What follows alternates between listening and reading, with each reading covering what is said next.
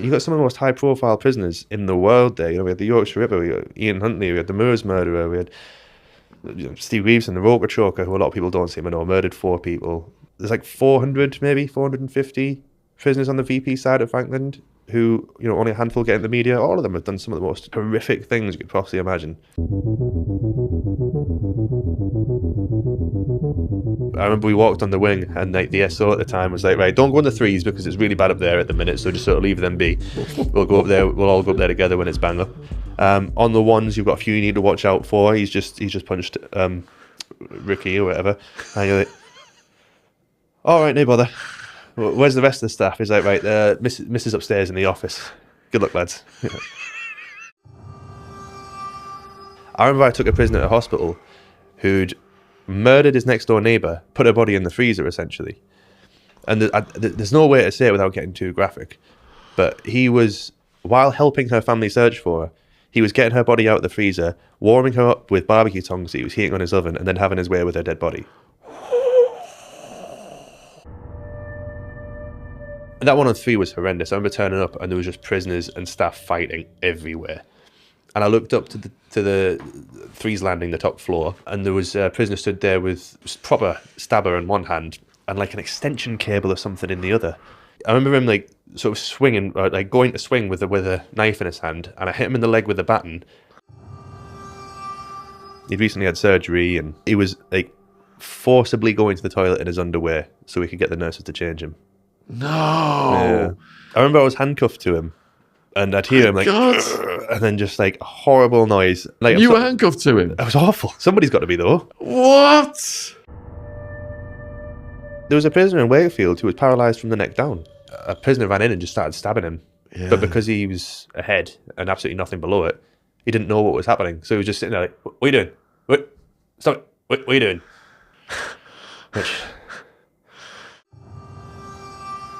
But he was on a constant watch, and he'd gotten the spoon and he'd gotten the back end of it and got in behind his eye and popped it out. And he'd squeezed one eye and then he'd done the same with the other. He'd popped them out, had he? He'd popped his eyes out so they were just outside of his eye socket. Oh! And he just squeezed them.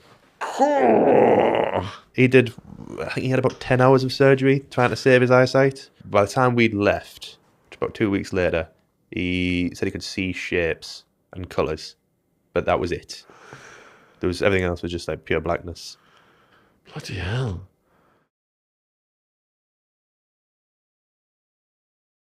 We have got Matthew Birch, former UK prison officer, telling his story for the very first time at length. He has been on Sky, etc. Brilliant speaker, but incredibly hard-hitting stories. And many of the prison officers we've had on the channel, it's been historic. But Matthew was in the system as recently as 2023.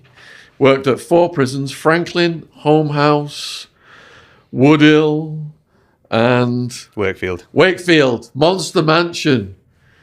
And he's been amid some of the most horrific offenders. While he's in there, they were on TV or in the media, the horrific stories of what some of these people were doing. And he gives an idea of how messed up and degenerate the whole prison system has become under, you know, these scummo governments pretending to protect society, letting everything just disintegrate. Anyway, and you also house some of the grooming gang members as well where you were working. So it's going to be a fascinating one. So huge thank you for coming on, Matthew. No, thanks for having me. It's good to get out of the house. Before we get to the reasons why you joined the service, then just give us like a hard-hitting story just to let the viewers know what's going to come later on. I was actually thinking about a bunch of different stories I could tell you, obviously building up to coming on. And it's weird being a prison officer because you get so desensitized to the level of violence and danger and just sheer brutality, to be honest, that you see within the prison. And, you know, there's times in the past when I've been telling stories that I think are funny, and then the people I'm telling them to have never been in the prison system, never seen that kind of thing. And they're looking at me like it should be traumatizing. It's the same gallows humor the prisoners have. Oh, yeah. Humor will carry you through the job.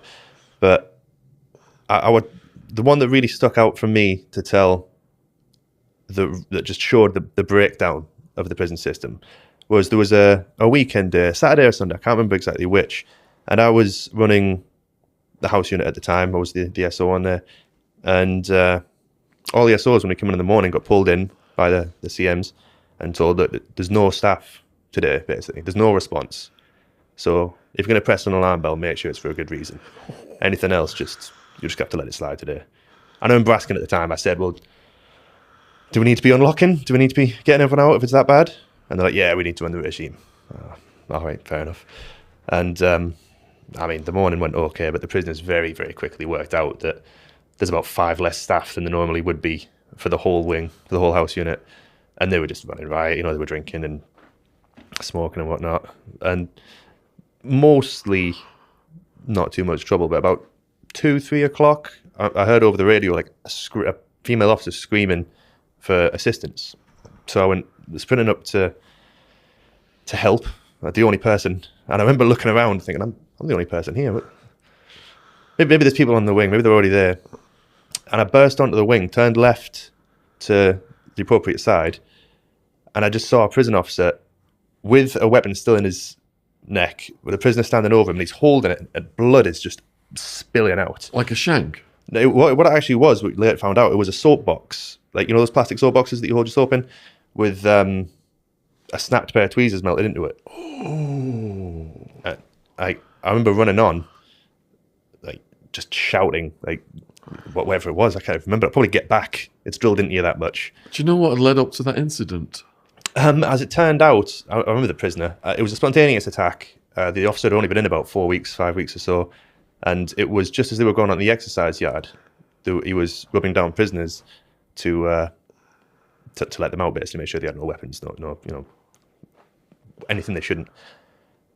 And as he'd gone down the arm, he'd sort of kneeled down to go down his hips and down his leg, and a weapon he'd concealed in his hand just went straight in the side of his neck. I remember shouting, "Get back," and running on and pulling the officer off, pulling him off the wing, and like screaming into the radio for assistance. And literally by the time I'd got back onto the wing, another prisoner had been stabbed, and the female officer who'd originally called for help had successfully managed to get the prisoner behind his door. I'd only been off the wing, off the actual unit itself for a minute, if that, trying to call for assistance and get somebody up to help this lad who'd been stabbed. So big shout out to her. I mean, if she sees this, she'll know who she is. Absolute hero that day. And all the other prisoners didn't want to go back in the cells after that, as you can imagine.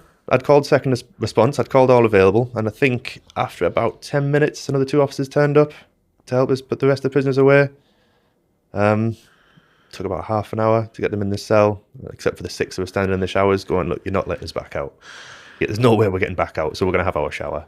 So when you say spontaneous attack, so, we've heard people come on and say stories like some officer might be a bit arsey, so they'll target that officer, or a prisoner might have a problem with a particular officer. So there was nothing like that? Nothing that I'm aware of. I mean, that jail was horrendously understaffed, and the staff that were there did work very hard. But so it was combustible? Powder keg, mate. Yeah. Absolute powder keg. Every day there was something. I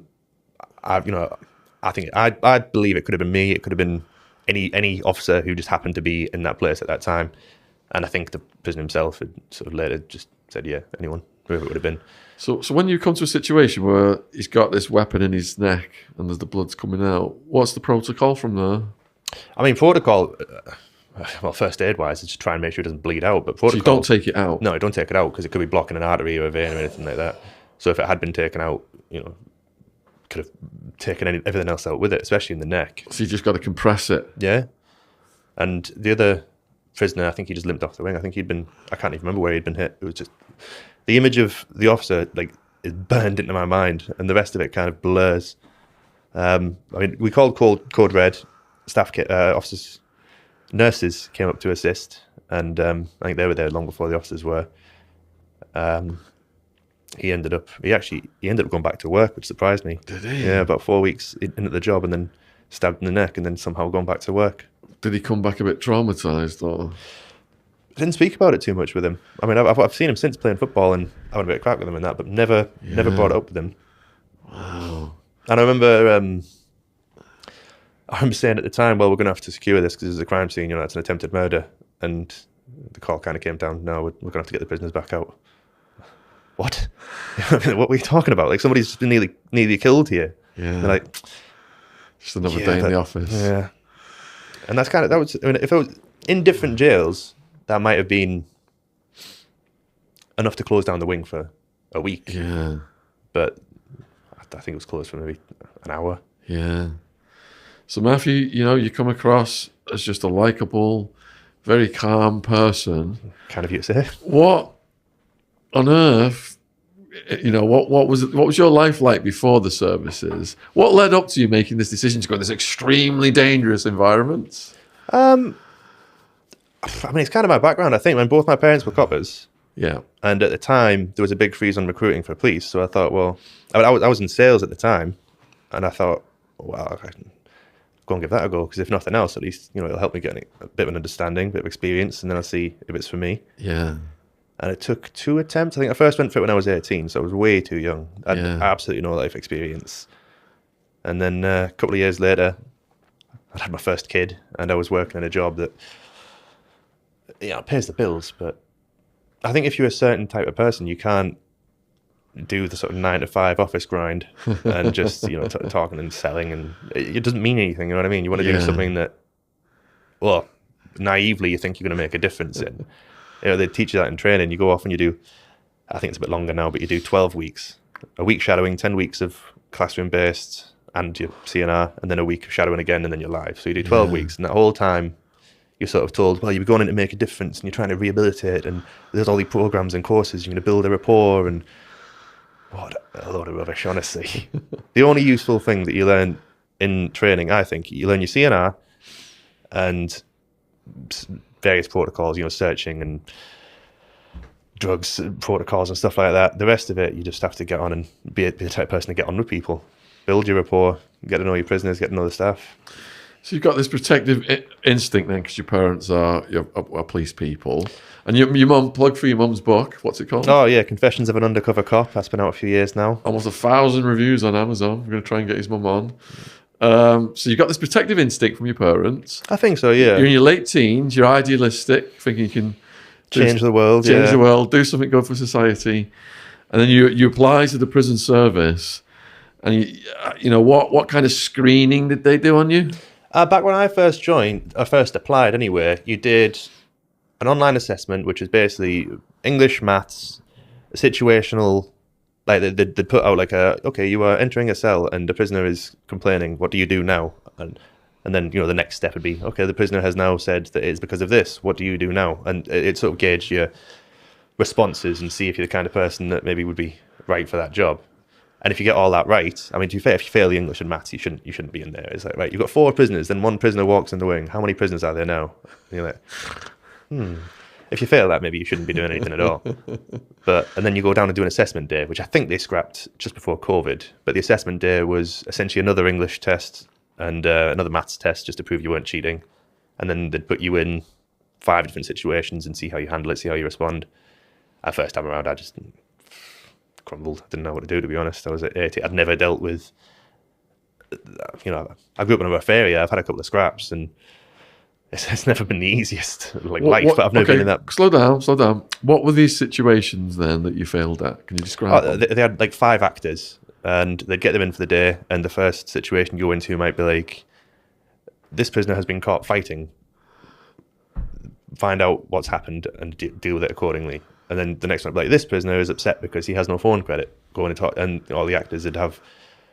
It wasn't so much scripted, but they had a loose plot to follow. All right, let's go back to the fighting one. You go in. What do you say? Oh, well, actually, the one where the prisoner's fighting, you go in, and the first thing the prisoner does, you like pick up like a ruler or a book or something, like smash it off the wall and just start screaming at you, and that you're very much judged on how you react to that. How did you react? I had no idea what to expect, and not really any idea what to do. I was just like, okay, well, if we could calm down, that'd be great. Why don't you tell me what's happened? And they're like, well, there's swearing and shouting and saying racist things, and then you're supposed to pick up and say, well, look, racism is really frowned upon. You're not supposed to be racist. I mean, obviously, we know you're not supposed to be racist, but when you say that, when you're saying that to a prisoner, in reality, it doesn't. It's not going to go down the same. So Yeah. So it was a bit intimidating, these yeah, scenarios. the first time around, I wasn't ready for it. If I went in then, it would have been an absolute disaster. And probably a good thing it was a couple of years later that I got in. And did you have to go through those same scenarios? Yeah, But you were more prepared mentally. Yeah, I kind of knew what was coming that time. Did you have like a game plan this time? A bit more, yeah. And I did a bit more sort of research and like what are they looking for and that kind of thing. And there was, you can't lie, there's loads of cheat sheets, and it was just a lot of it was just holding your nerve. So this time when the angry prisoner came out, what did you say to him? I stood my ground and said, "I need you to get back away from me and stand at the back of the cell while you're talking to me," as if that's going to work. And how did he respond? He just did it. I was like, "Oh." And he said something racist. I was like, "Look, we can't use racist and abusive language. You carry on, I'll have to report you. In fact, I should report you for that." And he was like, "I'm very sorry." I'm like, prison's easy. What a turnaround. I know. And then, depending on how well you do, you get put on a merit list, essentially. And whichever jails you sign up for, I think at the time, my options were Frankland, Durham, and Lone Newton. I put Frankland at the top, Durham second, Lone Newton third. Did they have a fitness test? They did. I mean, yeah, to call it a fitness test is almost an insult to people who stay fit. I think it was... Bar's gone down on that over the years. Yeah. I mean, I know when I joined, the bar had already dropped. It was 5.4 on the bleep test, which I think is 2 minutes and 44 seconds of jogging. It was, you stand for, I can't remember if it was 1 minute or 2 minutes holding a riot shield. It's 7 kilograms at a 45-degree angle. At the time, they did push test, pull test, and grip test, where you had to push for 33 kilograms, pull for 33 kilograms, and grip for 20, I think it was. And that was to test how well you'd be in one of those fights where all you do is push, pull, and grab. And I don't think anybody I know has failed that. When I went for my assessment day anyway. And then you do a hearing test and a visual test, but it's like, I think the hearing test is a woman who stands behind you and whispers in your ear, just like, "Tell me when I whisper." And you're like, "Oh, I think you should that right now." And then you go to the other side and do the same. Like, yeah, you can hear perfectly. But I know I think a lot of that dropped off in COVID. I mean, you don't do an interview with your local jail or whichever jail you're going to, which I always think you should. But you're very much sent in with an idea of what to expect that doesn't translate into reality at all. So what was your first position?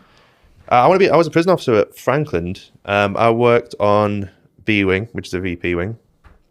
Some of the worst people you could imagine to have ever existed are housed there. So just for the American audience then, you've just said that you're a wing officer on a vulnerable prisoners wing, which is where people who've attacked kids and things like that go. Yeah, sex offenders, prisoners who can't stay on regular wings because they're so heavily under threat or so debted up.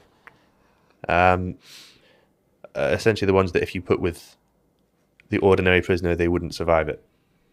And some of those people are, yes, some of the worst, most horrific sex offenders and prolific serial killers to have ever lived.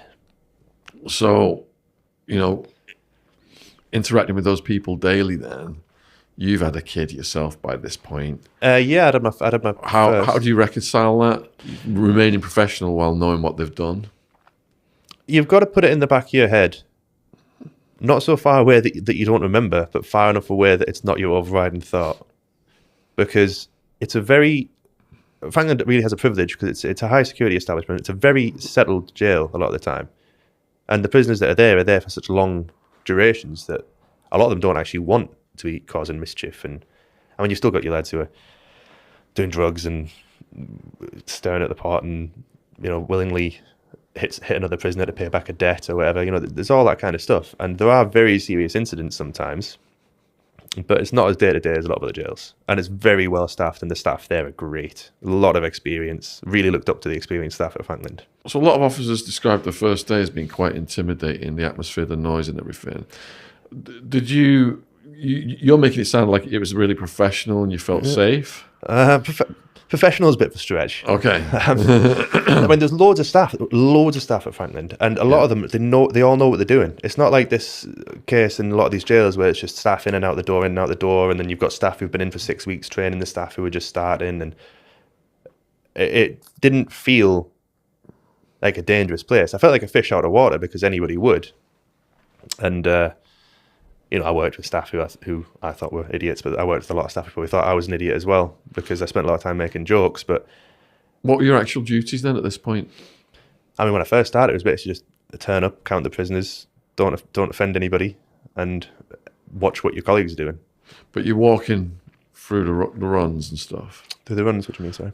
You go in, you're doing a head count. Oh, yeah, past all the doors. Yeah. You're just in. You're with prisoners for association. You're taking them down to workshops, education, or library, whatever. You're surrounded, immersed in the world of prison immediately.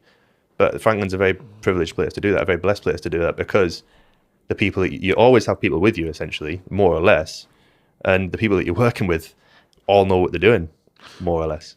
I hope you're enjoying the podcast. It's a word from my sponsor, Shopify.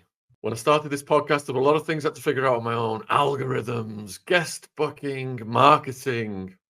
I was a bit naive about what was involved, and as you get deeper into it, it starts to overwhelm your life. Finding the right tool that not only helps you out, but simplifies everything can be such a game changer. For millions of businesses, that tool is Shopify. Shopify is the commerce platform behind millions of businesses around the world, from household names like Mattel and Gymshark to brands just getting started, such as my co-host Ron's Pokemon business. Get started with your own design studio of hundreds of ready-to-use templates. Shopify helps you build a beautiful online store to match your brand style. Accelerate your content creation. Shopify is packed with helpful AI tools that write product descriptions, page headlines, and even enhance your product photography. Get the word out like you have a marketing team behind you. Easily create email and social media campaigns wherever your customers are scrolling or strolling. And best yet, Shopify is your commerce expert with world-class expertise in everything from managing inventory to international shipping to processing returns and beyond. If you're ready to sell, you're ready for Shopify. Turn your big business idea into with Shopify on your side. Sign up for your $1 per month trial and start selling today at shopify.co.uk/Shaun, SHAUN.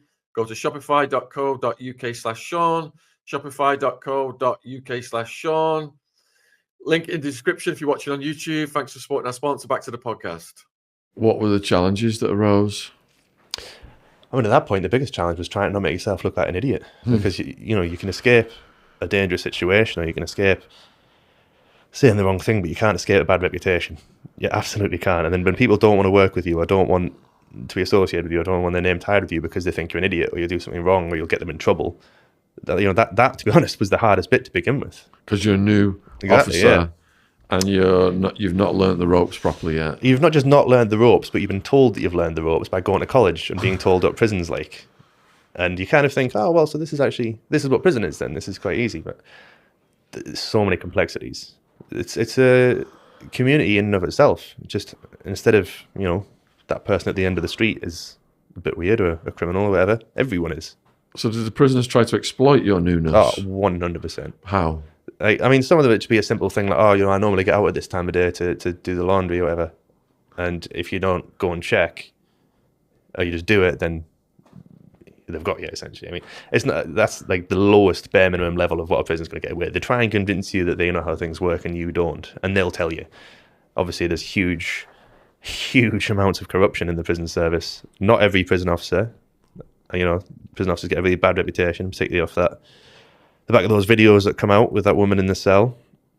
And, I worked with a prison officer very briefly who was while she worked in the prison, was in a music video with a prisoner who had just been released. And she was like twerking and danced on him and kissing him and that. And you just kind of think, well, maybe she shouldn't have been in the job. But there's always going to be some prisoners who are testing you and trying to see what they can get away with and what you'll do for them. And obviously there are prisoners who convince some prison officers to bring stuff in for them and be corrupt. But then, it's a terrible thing.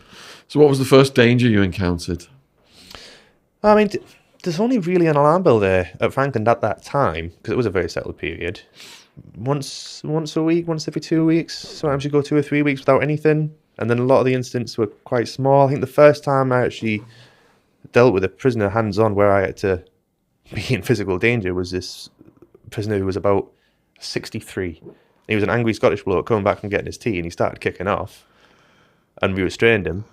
And I was kind of like, first restraint. And I looked down, and all his mash and beans and cheese was all over me, and everyone was laughing at me. And that was like my introduction into danger in a prison. You know what I mean?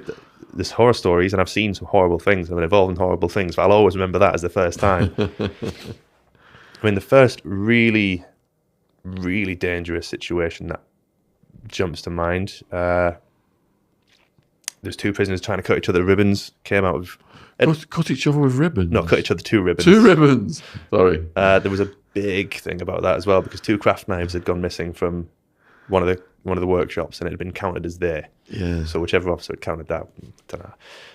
But two prisoners had clearly had some beef. I think it was actually a Scouse lad and a Muslim, and they just came out the cell, bang on the dot just after lunch, alarm bell straight away, and they were just cutting each other to pieces. Were they? Honestly, ridiculous. And that was the first proper sight of, there's blood everywhere, and they've got weapons and they could have killed each other. And how did that make you feel, seeing all that blood? Surprisingly, all right, to be honest. I mean, I don't know where you reconcile that within yourself, but it just kind of right, that's that. We deal with it. How did you guys deal with that situation? And the prisoners were separated and restrained. The thing is, when you press an alarm bell at Frankland, you've got about 150 officers in white shirts supporting you. Honestly, it's a sea of white shirts. You can't move for them. So it's a very, very privileged jail to that effect. So they're cutting each other to ribbons, buttons pressed, and then loads of officers just come running in. Descend on it, yeah. Just like these guys have got knives, but everyone just rushes in. Yeah, pretty much trying to grab an arm, grab a head, trying to get them off each other. And look, I give prisoners a lot of credit, because I mean, prisons run on goodwill, but for the most part, in that kind of situation, prisoners don't want to hurt staff. They've got a problem with each other. It's a strange place to have a straightener in the middle of the landing with weapons, but they weren't trying to hurt us either. They were trying to hurt each other. So I think when it came about that they'd been separated, they very, very quickly calmed down, and they weren't kicking off. And I think that was probably one of the worst incidents that I personally saw at Frankland, and they just both got taken down to Seg. And that's because of the level of damage they've done to each other. Well, I mean, it's a bit different there as well, because there's enough staff and the facilities are there that if there is an incident, a lot of the time, if the prisoner's restrained, he just goes to the Seg. Yeah. Particularly if he's assaulted staff, or if it's a severe assault. I mean, straight to the Seg, yeah. And then they'll either find a space for them, or they'll try and use bits of intel that they've got to work out who can go back and who can't go back and where they can relocate to. But it was kind of chalked up to, this is high security prison. They're both long-term serving prisoners. 25 years. So how long were you on the VPs for? About 2.5 years, I think. That was the first 2.5 years. Yeah, and that was all at Frankland, was it? I was all at Frankland with little stints. I did a stint on detached duty at Home House, which was a compassionate detached duty, because my ex-partner's mother was in hospital at the time locally, so we were trying to figure out a way to sort of bridge that. Distance. So during that 2.5 years, did you meet someone in the prison service that you? No, that was that later on. That was later on, yeah. Okay, let's just go back to that first year then. What other notable stories have you got from that first year? I mean, that first year, to be honest, not a huge amount happened. I mean, I did a week of nights in the Seg, and they just absolutely tortured me, the prisoners in there. They knew I wasn't a Seg regular, so they were trying to get away with everything. And I think, I started the week, I had 2 acts, both once an hour, and then by day 4, I had about 11 acts, all 4 times an hour, so I just didn't sit down all night. And that was the first time I dealt with a prisoner who'd ligatured, who'd trying to hang himself from the pipes. So I was doing my checks, and he'd covered his obs panel, and I didn't really know what to do. It was the first time I dealt with that. So I just went around back in the exercise yard, and he covered his window as well with newspaper. So I called for assistance, because you can't open the door by yourself on nights in the Seg. Well, anywhere really. But we went in, and he'd made a hell of a ligature. He'd got the bed sheet and cut it into strips, braided it, and then just twisted it and twisted it and twisted it and twisted it. And the person who'd come to help is actually the CM running it, and he'd done, he was 30 years in the job. He's done thousands of these. So he knew what he was doing. He just went, all right, Bertie, you can go and sort it out. I'll grab his legs, you cut it off. and I'd got my fish knife out the back, which is like a little, it's like a knife shape, like a safety knife essentially, and I just couldn't get it into the ligature to cut it. And the guy helped me, was calm. He said, just keep going, you'll get it, there's no stress. I was like shaking like mad and trying to you can see this prisoner like slowly going blue, and he's like, and I was starting to like really panic. Just like, to his credit, the CM was good as gold, really helped me out, really like, just stay calm. Eventually we did get through it, just put him on the floor, and he just went, and then tried to slap me. I was like, what are you doing? And then, He tried to slap you? Yeah. And then when I went and talked to him about an hour later, I was like, what are you doing, man? Are you all right? He was like, I thought you were going to come in a lot sooner than you did, to be honest. I was like, I had to wait. You could have died there. He was like, yeah. The reality that some of these kids are facing. He was only young as well. He was only about 22, 23. Did you know his backstory? No, he wasn't local to me. He wasn't like wasn't a regular prisoner of mine. I didn't can't remember what he was in for. I know he wasn't a VP, so he was in for a regular crime, but just clearly a young man with absolutely nothing to lose. So that got your adrenaline up? Yeah, a little bit. The first couple of times it gets the adrenaline up when you're dealing with that kind of thing, and then after that it just becomes so normal, so like every day, that you kind of forget that you're walking into like life and death situations. So what was the next situation? Oh, it's a really tough one. Very little actually happened. I mean, it was mostly just restraints. Prisoners fighting on the landing. I remember I ran into a prisoner's cell because they were fighting. Two of them were fighting with each other, but staff were there immediately. As far as Frankland goes, it was quite a safe time for officers. At that time, not a huge amount of stuff happened while I was there. Obviously, there's been some stuff in the news recently, but Frankland itself was quite a safe place. I think I'd only had about 12 restraints while I was there. Over the course of all told, about 3 years at Frankland. So not a huge amount, because then I went and did 9 months at Wood Hill and got 99 restraints. In a way, I was like, how have I done this many? And in another way, I was like, I wish I got to 100 just for that. So you said you got some, temporarily you went to another prison. Yeah, I went on detached duty. And why was that? A call came out to help me. In the first place, I went detached was Home House. That was obviously to help me. That's a Cat C.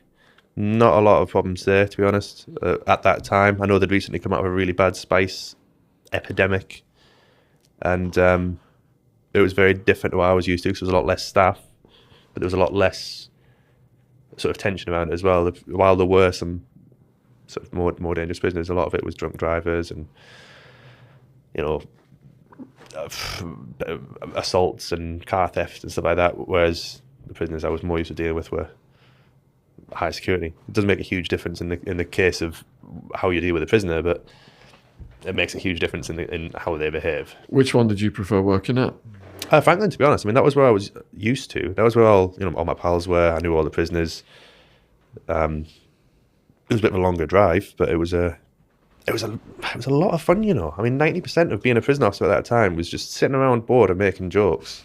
And then the rest of it was just dealing with stuff, like little spats. And, it's weird. You've got some of the most high-profile prisoners in the world there. We had the Yorkshire Ripper, we had Ian Huntley, we had the Moors murderer, we had Steve Reeves and the Roker Choker, who a lot of people don't seem to know, murdered 4 people. But there's like 450 prisoners on the VP side of Frankland, who, only a handful get in the media. All of them have done a lot of them have done some of the most horrific things you could possibly imagine. So let's go over those high-profile prisoners more slowly then. You mentioned the Yorkshire Ripper. Yeah, Sutcliffe. So did you interact with him? A handful of times. I was with him. I was on a hospital bed watch, actually, about 2 weeks before he died. Because I remember I'd just come back from having COVID, and I actually had a week of holiday booked off for the week after, and I phoned the detail, and I was like, look, can you cancel that week's holiday? Because I've just spent 2 weeks trapped in the house with my missus, and we're going to kill each other. Like, honestly, we're driving each other up the wall. Like, yeah, no worries, we could use the help anyway. Went straight out on the bed watch, sitting with him in that state he was in. He'd not long had surgery, and the nurses gave him like nothing. Like at one point a nurse came in and he went, "Oh, nurse, what's the day?" And she was, "Mind your own business," and just left. I was like, oh. Just let me give some context then for viewers. So when I was a kid, this was one of the biggest stories in the whole of the UK, was the Yorkshire Ripper, Peter Sutcliffe. Basically, women were getting snatched. Some of them were ladies of the night. Some of them weren't. We interviewed the son of one of his victims. And one of the people that he did this to, he left the body outside of Jimmy Savile's flat, his apartment. And there's theories. Savile was pulled in as a suspect. Think that's a coincidence now? Well, they were best buddies in Broadmoor, weren't they? Was Savile in Broadmoor? Oh, well, I mean... Savile was running Broadmoor. Yeah, he was helping, wasn't he? And Sutcliffe was there. And they were together a lot in I can't see that being a coincidence. It's really strange. So Savile was brought in as a suspect. And there's a theory that the body was left outside Savile's flat as an offering to him as well. Do you think an offering? I think maybe they just got lazy when they're taking him out of Savile's flat. But it's a really dark, strange story. And I was a kid and I was seeing this all over the news. And when they finally got him, I think at one point he left a body and he came back and had carnal relations with it and stuff. He revisited bodies and stuff like that. Anyway, they eventually got him and he said that God had made him do it. Remember, that was the big headline at the time. I mean, what did he get convicted for? 17 murders? Was it? I think so, yeah. I think it was 17 he got done for. So when you're in the presence of someone like that, then, does the reputation kind of like, just start to get a bit, the hairs are standing up on the back of your neck thing? To an extent, I mean, it's different to talking to somebody else. I suppose it's like meeting somebody famous, but like you know that you've heard horrible things about them, or you've heard horrible rumors or horrible things that they've done, and you're trying to talk to them like a normal human, but in the back of your mind you're just like, I know what you did, I know what you've done. But that feeling became so, like, again, almost normalized, because you're dealing with people who've kidnapped and assaulted children, and I remember a prisoner who I was talking to once on a key worker session. Actually, it was one of the few times I nearly lost my temper because of a previous crime. And I was talking to him, and he'd murdered his partner, and he'd beaten her to death with a baseball bat, and then stabbed her multiple times with shards out of a mirror. And what he was like, I was sitting there trying to say, okay, so what do you want? What do you hope to get out of your time on this wing? What do you hope to do? What jobs are you interested in? What education do you do? That kind of thing. And all he wanted to talk about was how he was innocent, and she'd actually had the baseball bat, and he tried to take it off her, and she swung back and hit the mirror, and glass shards had landed in her neck, and now he was getting the blame and all that. And you're just like, just stop talking to me about this, because I can't deal with that kind of thing. And then he starts talking about other people's crimes. He's like, it's not like I'm him. He had somebody locked behind his fridge for years, and he was only getting her out to do her. And I was like, please stop talking to me, because I have to put this stuff out of my mind to work here.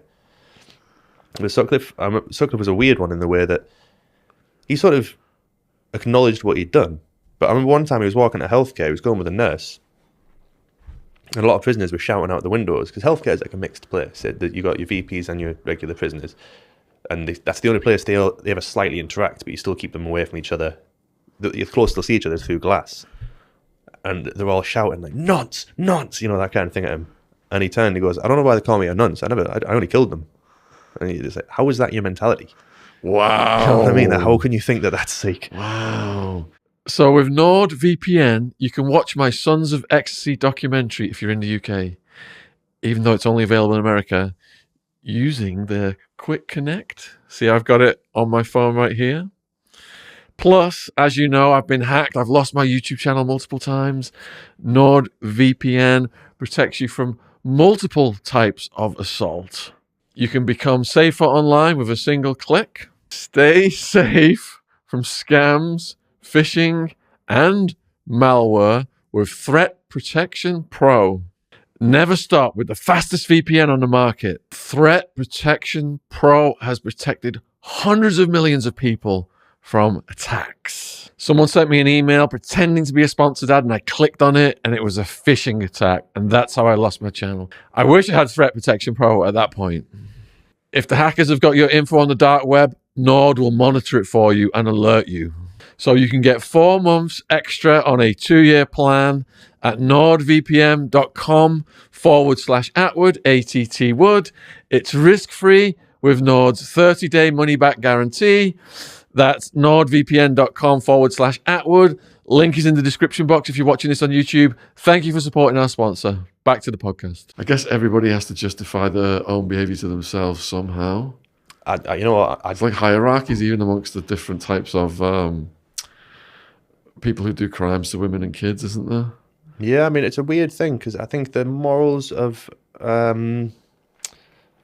prisoners can be a bit flexible sometimes, because the whole VP thing is to keep people who've done those crimes away from assaulted women, assaulted kids, etc., away from the general populace. But then sometimes you meet prisoners who may be high up in a certain gang or a religious gang or something like that who'd committed serious sex offences, but because of their sort of untouchable position, they weren't VP'd. They were just regular, top-end prisoners. Yeah, I mean, I've heard some prisoners have told me that if a sex offender comes in and converts to a certain gang, that gang accepts them and protects them. Is that true? Or to an extent, but generally speaking, if they were converted before they went in, or if they had previous affiliations with somebody who was already high up in that gang, then they're just kind of accepted. So I think that's kind of where the whole VP system falls apart for me, because I think your morals about if you're going to kill somebody because they're a predator of some variety, that should stand regardless of their position. But it's a funny one that way. Yeah, in America, it's really hardcore convict justice. And all right, so Sutcliffe then, you're speaking to him. He's near his death. Yeah. So was he more of a doddering, harmless old man at this point, or did he still have an element of danger? He had no element of danger, but he was still disgusting. Like the things he said? Not even just the things he said, but the things he was doing. I think he was sort of enjoying. I mean, he was obviously in a lot of pain. He'd recently had surgery, and it was a weird time, COVID. You'll remember, nobody knew if it was going to kill you or not. But I don't know how to say it without swearing, really. But he was forcibly going to the toilet in his underwear so he could get the nurses to change him. No, I've never even heard that before. No, I think that's relatively common to an extent. Is it? Yeah, particularly down there. So he was pooing his undies. Yeah, and you just to get the nurses to come and change him. I remember I was handcuffed to him, and I'd hear him and then just a horrible noise, and he'd be like, "I've done it, I've shit myself." What, he just do it where he was stood? He was lying in bed. In bed? Yeah, and you were handcuffed to him. It was awful. Somebody's got to be though. And he shat himself on purpose. Yeah. What? But then he'd ask the nurses questions, and they're just giving him obscene questions. No, just any questions, and they're just giving him no answer, nothing. They're like, "Mind your own business." They'd be like, "Well, what time is it? Mind your own business." "Oh, which hospital am I in?" "I'm not telling you." Just hostile. The nurses were hostile to him. That's one of those weird sort of instances where profile carries you more than anything else. Because I've gone to hospital. I remember I took a prisoner to hospital who'd murdered his next door neighbour and put her body in the freezer, essentially. And there's no way to say it without getting too graphic, but he was, while helping her family search for her, he was getting her body out of the freezer, warming her up with barbecue tongs that he was heating on his oven, and then having his way with her dead body. And he eventually got caught, and this all came out. And if you Google him, you can't find it. So how is that less high profile than what other prisoners have done?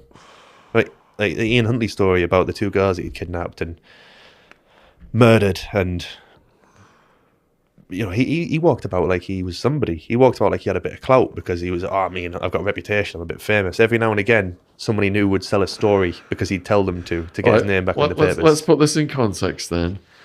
For viewers who are not familiar overseas, who is Ian Huntley? So he's the Sohn murderer, isn't he? He kidnapped. It was very, very high profile when I was young, and that's burned into my memory as well. The photo of those two girls in their Man United tops, and he'd kidnapped them,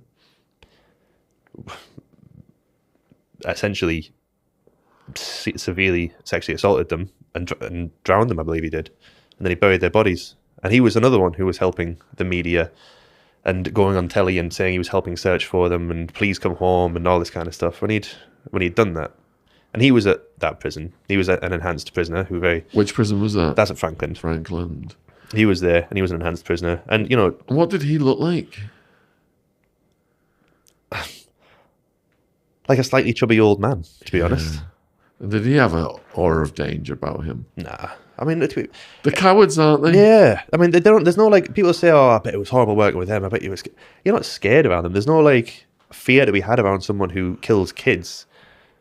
Just despicable cowards. Yeah, they are. I mean, there's no justifying the behaviour. I mean, to an extent, I've worked with thousands of prisoners, hundreds of prison officers. I can understand committing murder because your wife has cheated on you. I wouldn't do it. Like crime of passion is I can quite understand common. that. Yeah. I can understand. The motive, yeah. I can understand killing for money. I can understand Yeah. accidentally killing somebody in a fight. I can understand all of those things. These part of criminal lifestyle. I don't condone it, but I can understand how it can happen. Yeah. It's an occupational hazard. I mean, you know yourself. You worked in a dangerous trade. Those things come with associated danger. I mean, was there not a point? Did you have a hit on your head or something? Allegedly. When I was working in importing the disco biscuits. You know, Yeah, exactly. Yeah. There was all kinds of crazy situations. Yeah. So I mean, so you'll know that it's occupational hazard of crime. Those people do it because they like it. They enjoy it. They get something out of it. That's a very It's just monstrous, isn't it? It's a very, very different kettle of So fish. my question should be not is like an element of danger when you're in the room with them. My question should have been, is there an element of like some kind of deranged mental illness energy that comes off them? Some of them, yeah, definitely. You know, there's some people that you'd look at and you'd think, I understand why you're here. I would cross the street to avoid you. Is it in the eyes? Is it the way they move? Just everything, like something you can feel it. You look at them and you're like, nah. I get it every now and again, even now that I'm not working it. I look at people who I know, I'm not associated with, but I see somebody out and you just think, I keep it away from you. You can sense that. A little bit. Twistedness. Yeah. A little bit, yeah. I don't, you know, I'm not saying that every person that you get that feeling about is a horrible predator, but you got the radar for it now. Yeah, a little bit, yeah. Yeah. But I mean, it was weird. Some of the people that you spoke to. I mean, there was one on Channel 4 a few years back called Benjamin Field. And what he'd done, he'd basically manipulated, allegedly, I think three different elderly people in the community. One a priest, a male priest, and then an elderly woman. And he basically poisoned them and got them to leave him stuff in the will. And absolute sociopath. Very intelligent guy, but absolute no remorse. No sort of understanding or inclination that what he'd done was wrong. He just sort of went, yeah, I've been a bit of a naughty boy, haven't I? And just absolutely, almost like dead behind the eyes. But you could carry a conversation with him. And he was actually quite a smart guy. And, you know, every now and again, you know, he might say something that was actually quite funny. And then you sit there and you go, ha, three elderly people are dead because of you.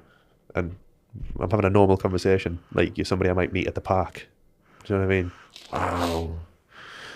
I've got questions still more about Sutcliffe and Huntley yet. So, when you were chained to the Yorkshire Ripper and he shot himself, did you have to get out of the way at that point, or are you still chained to him and they got to clean him up while you're chained to him? No, you stay chained to him. Oh, so you had to watch? Yeah. Or do you just turn away because it's just so disgusting? It's one of those things where you kind of half turn away and you're half like, Oh! you're like a car crash. Oh! So what did they do? They just get in there with wipes or something, or hose him down? Basically, yeah, like you know those little cardboard toilet things, lift them up. Cardboard toilet things? Yeah, you know, like when your missus is giving birth or whatever, and they have those little like bowls essentially that they put under. Yeah. That kind of thing, and then they just wipe and change. Oh, and is he getting off on that? I don't know what he was doing. I don't know what he got out of it. Yeah. Some kind of. I think it was probably a power thing. Even cuffed, you're still doing this. Yeah. I mean, he was a despicable man. He was a very strange looking man. He had like an afro that went all the way around his head and face with his beard and that. The Ripper did, yeah. Yeah, and he was just a really strange guy. And I remember there was 3 of us there, and one of us had to be cuffed him at all times. And I ended up actually taking a break and swapping. And I was chatting because there was 2 coppers there as well because of how high profile he was in case somebody wanted to come and do him in. We were just sitting there chatting and we're like, how did we get into this job? Like, honestly, what are we doing here? One of the most horrific, prolific serial killers of all time. And we're handcuffed to him trying to help him get better. And he never talked to you in a normal fashion. He was always just rude and asking weird questions. I mean, he never really deigned to talk to me too much. I mean, I didn't spend a huge amount of time with him. He wasn't on my wing. He was so high profile and relatively well behaved that he just spent his whole time on A wing, which is the enhanced VP wing. So would he have his own cell? Yeah, of course. Frankland, everyone's own cell. And would there be attempts on his life? I don't remember there ever being attempts on his life. I know there was a few on Huntley. I know he got slashed. And While you were there? that was shortly before I arrived. So how did they access him? I can't remember the details. I think it was during a workshop. I think it was during workshop moves. He got slashed across the neck, and then he also got... Did he get acid thrown in his eyes? I don't know the exact details on that one. But he was... I think he got slashed, and then the weapon got thrown over onto the sort of walkway cover, so it wasn't recovered. And I think he sold his story to the newspapers just shortly afterwards. So he survived those attempts. I tell you what, and just capitalised on it. For whatever reason, you can't kill VPs. I've seen, there was a prisoner who got stabbed about 17 times in the paint workshop while I was at Frankland. And I did, so much overtime on his hospital bed watch that he paid for my holiday that year. And if I'd been stabbed 17 times with a paint chipper, those it's like a triangular shaped blade. He got stabbed 17 times in the side and in the neck. How do you survive that? Honestly, how do you survive that? If someone could explain it to me, I'd love to know. You guys must have given him good aftercare to stop the bleeding. Yeah, I'm sure everyone rushed directly to that. To be fair, they probably would have done. They did. You don't think about the crime or the person. You just think about someone's hurt in front of me. I'm going to help them. Yeah. Wow. So, all right. So Huntley then, like you said, these guys go out and do workshops and stuff. Yeah. Would the Ripper be doing workshops, or would he not? Is he too? I think he was just too old for it. I don't remember him ever associating off A-wing except to go to healthcare. So does he just pass the day in his cell and with painting and watching TV and whatever else? They've all got pastimes. Yeah, I suppose so. Yeah, a lot of them do get into things like painting and music and poetry and what about Huntley? He used to kind of walk about like he owned the place. He did he did a bit. My God. He was a wing cleaner. He's never someone. I was never on A-wing too much, so I didn't associate him with a huge amount. I remember he got dropped in the segregation unit, restrained in the segregation unit by a colleague of mine. For what? Tough question. I'm not entirely sure. Yeah.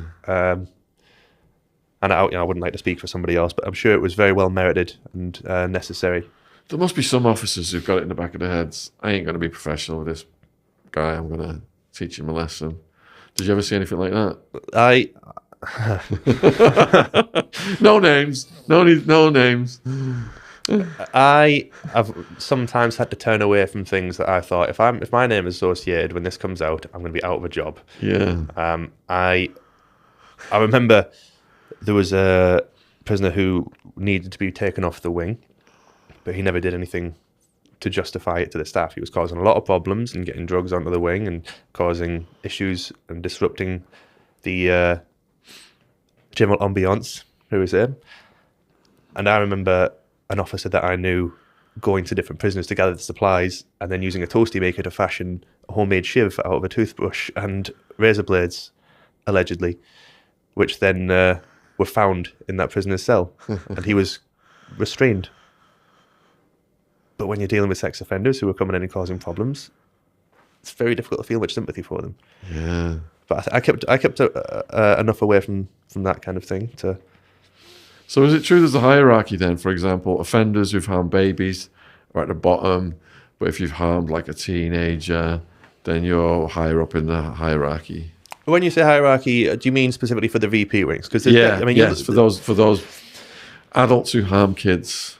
There is still to an extent, but it's very different in that kind of environment because they can't really judge each other too much. They're all in for the same thing, and it's not so much a kid.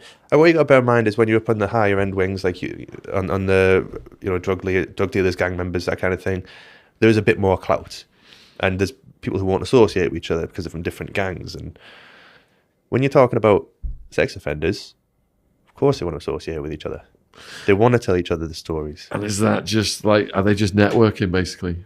I think there's a fair amount of that, yeah. Sharing tips and stuff. Before we talked about grooming gangs, before the UK had grooming gangs, we had pedophile rings, and it was it's always been a thing. Always been a thing. It's horrendous. There was one in Hartlepool where I'm from, which was came out years and years after it happened, where there was 4 men who were just abusing teenage boys. And one of them worked in a funeral home, and there was questions raised about what he was doing at that funeral home with those bodies, and you just think, what? You know what I mean? Like, how is this still happening? How do you find 4 people of a like mind, especially the days before the internet? How on earth do you bring that up? I mean, if you were that way, how do you bring it up to your friend? Do you know what I mean? Like, who starts that conversation? Now, you can find it so easily if you want to. It's so easily accessible to find people like that, and because of the internet, associate with those kind of people because of the internet, because of WhatsApp and various other, I don't want to advertise methods, but various other ways to get together. I mean, was there not I'm not sure how well known it is, but I mean, there was a group found with those 70,000 members only recently, they were abusing their wives and kids and sharing tips on how to do it. There was a really good bit of police work. You can look it up. I can't remember. I think it was maybe New Zealand. There was a guy who ran a website with thousands and thousands of members, and to get onto the website, you had to prove that you were doing those things to children. Oh my God. And he always opened every message with a distinct, it was like Hayes or something like H-E-Y-A-S. And the police managed to track down through various different like social media and posts that this guy had put on who it was just from that word. Broke into his house when the website was still running and just took over, and they arrested hundreds of people for it. God, absolute animals. It's horrendous, man. I've got kids. When you start working in that world, you think, you start to think everybody is like that. We're the same because we've interviewed so many survivors and covered so many dark stories. Like me and my partner, we're scared to let our baby go anywhere. We're like terrified. We're like, they're everywhere. Yeah. Yeah. But I mean, when you actually try and crunch the numbers in your head, because they say, it's something like, I can't remember what the exact figures are now, but back a few years back, it was like 1 in 10 cases makes it to court. And something like 4 in 10 of those cases will secure a conviction. So how many are actually happening? If there's, I mean, say you've got 97,000 odd prisoners in the UK.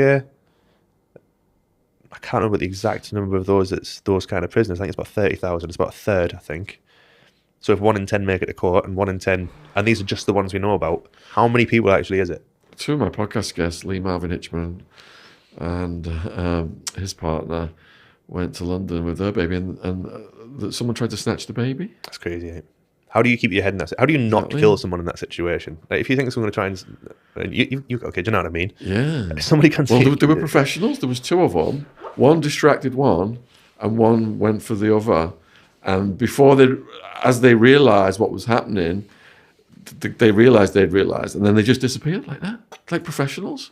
Well, they are now, aren't they? Yeah. Anyway, going back to your high-profile prisoners. Then there was one whose name rhymed that we didn't cover. The something clicker or something. Oh, the Roker Choker. The what? The Roker Choker. Roker Choker. Yeah, it's from Roker near Sunderland. Roker near Sunderland. Oh, it's part of Sunderland, I think. Yeah, he was. I think he got 41 years. What was his backstory? He came up in Sunderland in, I think it was the 80s, 90s. And he was a young gay man with obviously a lot of problems and didn't want to acknowledge that he was gay. And he ripped, I think it was 4 different boys under the age of 16, murdered them and set their bodies on fire. And he's had a number of different names, but he was on a long, long sentence. But I remember talking to him, not a huge amount of time after I'd been in the job, and he was like, I'm not bothered about anything. I'm never getting out of here. I know I'm never getting out. And I don't know whether that was acceptance of like what he'd done was wrong, or just acceptance of the fact that no one's going to let out. Do you know why he set them on fire? Was that to destroy evidence? I'd imagine so, yeah. I'd think so. I think. Do you know how they caught him? I think he kept going back to a few of the bodies, and they kept finding different little bits of things he was leaving or taking, or like Sutcliffe was going back to. Why would they go back to bodies? It's crazy, isn't it? I could not put myself in that mind to tell you how they work. Yeah, you know, some of the people you're talking to and deal with. I mean, there was a big bloke called. I'm not going to say his name actually, but he was from like Manchester. He was huge. He was about 6'5", well, muscular guy. Usually okay, didn't really cause much bother. And then you read his page 1, like his charge sheet basically, and he'd sexually assaulted severely and done some significant damage. It's like 3 different 13-year-old girls. No. And you just think like, there's no like profile for a predator. You can't say, oh, if somebody said draw a predator, you'd probably have an idea in your head. It's probably changed in the last few years since the grooming gangs thing came out. But before that, you'd be looking at an older bloke, probably white, probably in his mid to late 40s, early 50s, dressed a certain way. And that was the image of a predator. But you can't put that image on all of them because it's such a wide variety. It could be anybody. Yeah, because I remember when I was in the jail in Arizona getting transported to court, and we went past like a pod with predators in it. And I was looking at them, and they fit what you just described, like older white guys. Where I just come from, they were all like big guys with tattoos and everything. Yeah. And then the Predators pod looked like mild-mannered, softly spoken. They had what we called the 2000 glasses on. Specs, and no tats, and very different looking from the general population. Yeah, I mean, if you looked at when you look at like the sort of top end prisoners, a lot of them come from sort of similar backgrounds to myself and a lot of the people that I used to work with. Come up in relatively deprived areas, bit of violence growing up, maybe get into boxing or whatever, and then while you go down one path, they go down the other. So you can understand to an extent how it's very easy to get into drugs, into selling green or something like that when you're taking home £1,000 a week, or you can go work in Sainsbury's and cripple yourself doing 40 hours a week for 180 quid at the time. You know what I mean? So it's very understandable. But then when you look at the sort of VP population, you've got doctors, psychiatrists, musicians, famously, not famously musicians, but there are a few famous musicians in some jails I've worked. Were there? Well, yeah, I mean, there was him from, when I was at Wakefield, there was that... Don't tell me Gary Glitter. No. I can't remember what his name was, but he was in quite a big rock band. Not Huntley. Not Ian Watson. Yes. That is one of the most evil... If his crimes are true, which I believe they are, this is some of the most evil stuff I've ever heard in my life. There's some of the most evil people to have ever existed are currently in UK prisons. Just context then for viewers who are not familiar with Ian Huntley. He's in Ian Watkins. He was in a band called The Lost Prophets, was it? It was The Lost Prophets. I kept thinking the Talking Heads. I was like, it's not he's that. Out of Wales, wasn't he? Yeah. I think he was part of... There was more to it than meets the eyes. Were part of a network. He was protected earlier on. But he had super fans offering up their babies to him. Yeah. I mean, why, damaging a baby like that? What's going through your head? So how